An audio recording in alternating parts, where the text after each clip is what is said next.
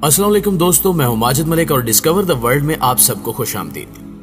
प्यारे साथियों, डॉक्टर असरार अहमद मरहूम अहादीस की रोशनी में बताया करते थे कि ग्रेटर इसराइल जरूर बनेगा और इसके साथ साथ मुसलमान ममालिक भी हमारे हाथ से निकलेंगे। इन ममालिक में इराक, उर्दन और तुर्की के अलावा सऊदी अरब भी शामिल होगा, लेकिन मदीना मुनव्वरा पर यहूदियों का कब्जा नहीं हो सकेगा और इनका मंसूबा बिज़्न इल्लाह पूरा नहीं होगा। ये अल्लाह का इंतजाम है और अल्लाह के आखिरी रसूल सल्लल्लाहु अलैहि वसल्लम ने इस बारे में वाज़ेह इरशाद फरमाया है। हजूर सल्लल्लाहु अलैहि वसल्लम की हदीस के मुताबिक ये ऐसा खौफनाक वक्त होगा कि जिस शख्स के 1000 बेटे होंगे तो उनमें से 999 खत्म हो जाएंगे और सिर्फ एक बचेगा। फरमाने आली शान है कि ये इतनी बड़ी जंग होगी कि इस जंग में इतनी खूनरेजी होगी कि पूरी जमीन लाशों से भर जाएगी।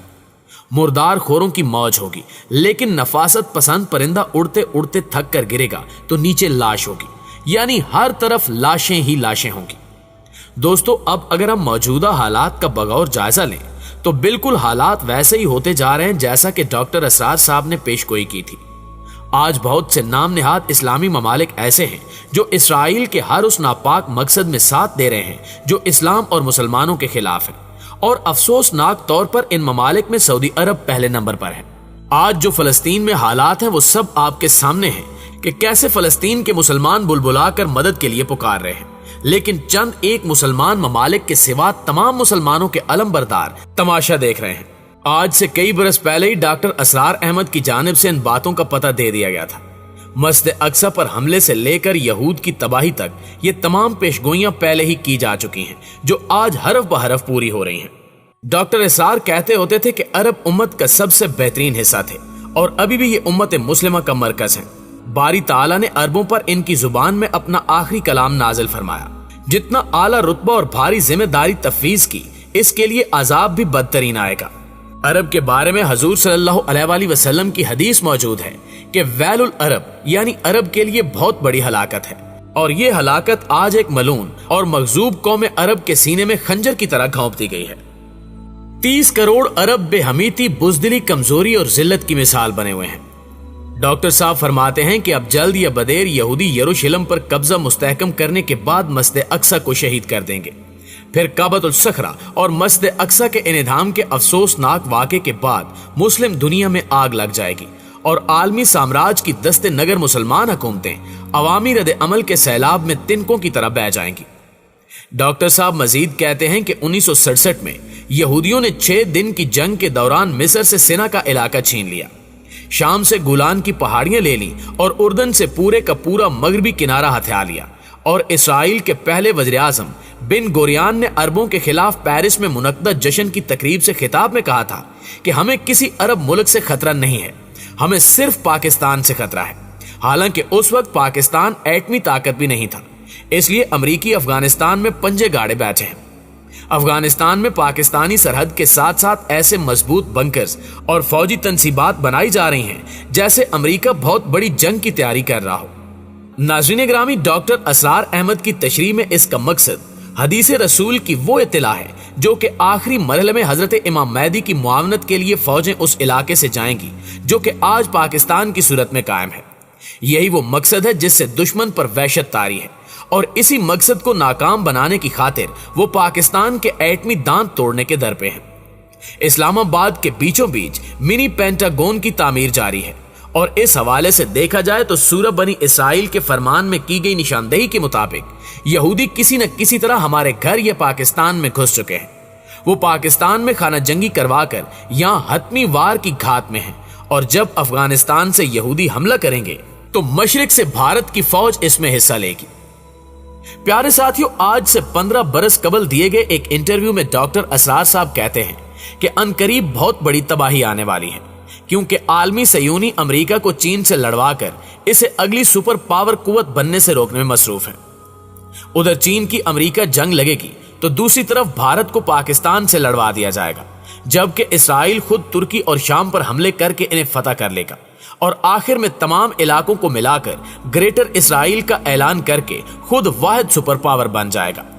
यही वो वक्त होगा जब इसराइली रबियों के ऐलान करदा यहूदी नस्ल का मसीहा सामने आएगा। ये मसीहा एक जालिम हुक्मरान होगा जो आते ही अक़वाम मुत्तहिदा को आलमी सुपर गवर्नमेंट में तब्दील कर देगा اور پھر پوری دنیا پر آمریت نافذ کر کے اقوام کو اپنا غلام بنا لے گا۔ دوسرا اہم کام فلسطین میں موجود مسجد اقصی کو شہید کر کے وہاں دجال کا محل یعنی ہیکل سلیمانی تعمیر کرنا ہوگا۔ اسی مسیحا کے دور میں اسرائیل سپر پاور بنے گا اور مشرق وسطی کے ممالک تباہ ہو کر گریٹر اسرائیل میں شامل ہوں گے، جس میں آدھے سے زیادہ سعودی عرب کا علاقہ بھی شامل ہوگا۔ ڈاکٹر صاحب مزید کہتے ہیں کہ ہم تیزی سے اس صورتحال کی طرف بڑھ رہے ہیں جب دنیا کے 1.5 ارب مسلمان سیلاب کے وہ تنکے بن چکے ہیں کہ جن کے بارے میں میرے آقا رسول اللہ صلی اللہ علیہ وآلہ وسلم نے بتا دیا تھا کہ یہ تعداد میں بہت زیادہ ہونے کے باوجود بھی سیلابی تنکوں کی طرح کفار کی چالوں میں بہہ جائیں گے۔ کفار ایک دوسرے پر مسلمانوں پر حملے کے لیے ایسے دعوت دیں گے جیسے دسترخوان پر کھانے کی دعوت دیتے ہیں۔ اب آپ دیکھیں کہ کس طرح ہماری قوم مکمل طور پر کفار کی چالوں سے لا علم نظر آ رہی ہے۔ ہمارا میڈیا اور ہمارے حرام خور سیاستدان کفار کے اشاروں پر ناچتے ہیں۔ میڈیا ہو یا سیاستدان سب رول ماڈل کے طور پر کفار کے نظام کو پیش کرتے ہیں، جبکہ اپنے اسلامی اسلاف کو یہ تنگ نظر کہتے ہیں۔ انہی نام نہاد مذہبی انتہا پسندوں نے اپنا ذہن بنا لیا ہے کہ صحیح صرف یہود و نصارہ ہو سکتے ہیں، مسلمان کبھی صحیح نہیں ہو سکتا، اور کفار کیا کر رہے ہیں، کیسی چالیں چل رہے ہیں، یہ نادان مسلمان جانتے ہی نہیں۔ یہ بھول جاتے ہیں کہ ابلیس لعین آج بھی زندہ ہے اور وہ بھرپور نئے نئے انداز میں کفار کو مشورے دے کر اسلام ختم کرنے کی سازشیں کر رہا ہے۔ ابلیس کو عیسائیت یا ہندو مذہب سے کوئی مسئلہ نہیں، کیونکہ وہ تو پہلے ہی گمراہ ہو چکے ہیں۔ سن 1995 میں ایک خطاب کے دوران ڈاکٹر اسرار احمد فرماتے ہیں کہ یاد رکھیں عالمی حکومت بنانا صہیونیوں کا صدیوں پرانا ایجنڈا ہے، جو کہ صہیونیوں کے دانا بزرگوں کی خفیہ دستاویزات دا ایلومیناٹی پروٹوکولز میں بھی جگہ جگہ مذکور ہے۔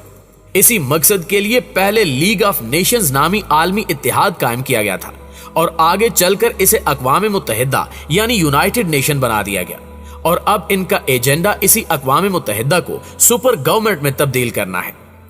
یہاں ذرا آپ تصور کریں کہ اگر اقوام متحدہ کو سپر گورنمنٹ ڈکلیئر کر دیا جائے تو اس کا ادارہ WHO از خود وزارت صحت بن جائے گا، اور پھر وزارت کا حکم ہوگا کہ پوری دنیا کو ویکسین لگانی ہے۔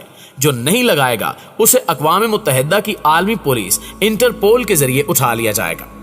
یہ دجالی آمریت کا وہ دور ہوگا کہ فرعون بھی اس ظلم سے پناہ مانگے۔ یہ بھی یاد رکھیں کہ اس عالمی حکومت کا حکمران صرف اور صرف یہودی النسل ظالم صفت انسان نما بھیڑیا ہی ہوگا، جس کے بارے میں اسرائیلی ربی پہلے ہی اعلان کر چکے ہیں کہ ہمارا مسیحا اسی سال آ رہا ہے۔ رسول اللہ صلی اللہ علیہ وآلہ وسلم نے فرمایا تھا، جس کا مفہوم کچھ یوں ہے کہ میں تمہارے اوپر فتنوں کو بارش کے قطروں کی طرح ٹپکتے دیکھ رہا ہوں۔ ایک اور جگہ فرمایا کہ آخری زمانے میں فتنے بارش کے قطروں کی طرح تم پر برسیں گے، ہر شہر بھر کے ہر گلی کوچے سے فتنے اٹھیں گے۔ اس وقت مومن تمنا کرے گا کہ کاش میں اس زمین کے اندر چلا جاؤں یا آسمان مجھے نگل لے، کیونکہ اس وقت لوگوں کو حق کی بات بتانا ایسے ہوگا جیسے جلتا انگارہ ہاتھ میں اٹھا لیا ہو۔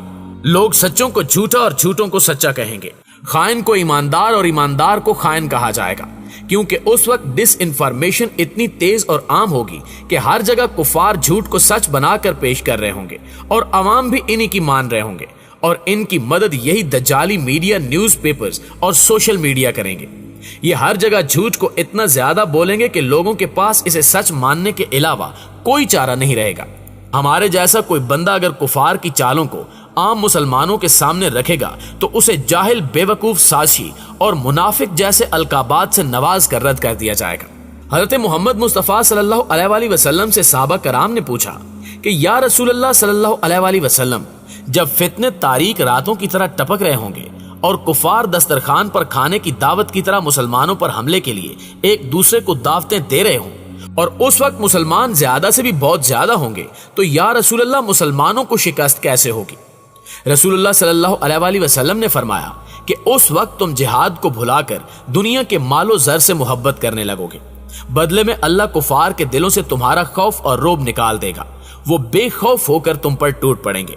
جب تم جہاد کو چھوڑ دو گے تو اللہ کفار کے دلوں سے تمہارا رعب و دبدبہ نکال دے گا اور تمہارے دلوں میں موت کا خوف ڈال دے گا۔ اللہ ہمیں ہر یہودی سازش اور مسلمانوں کے خلاف اٹھنے والی ہر آواز کا مقابلہ کرنے کی توفیق عطا فرمائے اور مسلم امہ پر ظلم ڈھالنے والوں کو نیست و نابود فرمائے۔ آمین ثم آمین۔